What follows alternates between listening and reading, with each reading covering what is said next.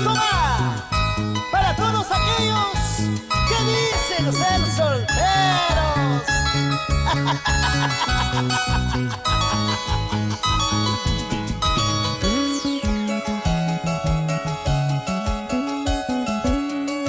¿Qué se habrá creído ese chico del frente? Diciendo ser soltero, me quiso engañar. Cuando fui a su casa, al llegar a su puerta, yo le encontré lavando los pies a su mujer. Ese saco largo, pisado y traicionero, panudo y mentiroso, me quiso engañar. Ese saco largo, pisado y traicionero, panudo y mentiroso, me quiso engañar.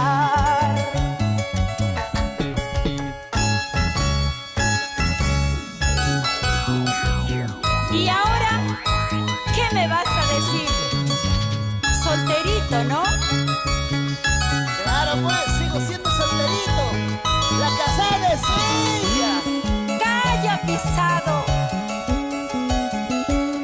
Camina por las calles coqueteando a las chicas, fingiendo ser soltero, teniendo su mujer. Dice que es ingeniero, doctor y policía. Mentira es mentira, solo sabe cocinar. Ese saco largo, pisado y traicionero, panudo y mentiroso, me quiso engañar.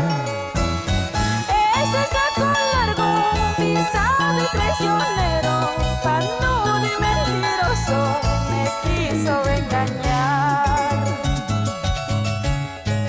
Así son todos los hombres, van engañando a las mujeres. Soy solterito, te dice, cuando son bien saco largos.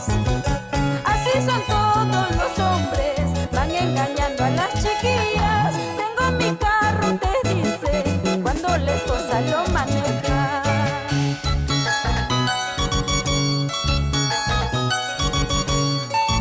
Allá las tontitas que nos creen. ¿Qué culpa tenemos nosotros?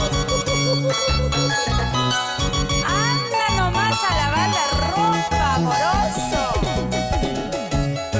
Tú también, Roberto Balbín.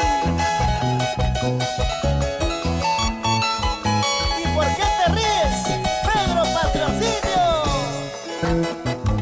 Gerson Pacheco, no se salva.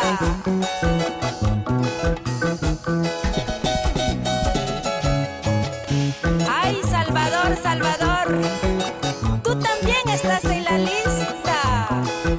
Por eso toca,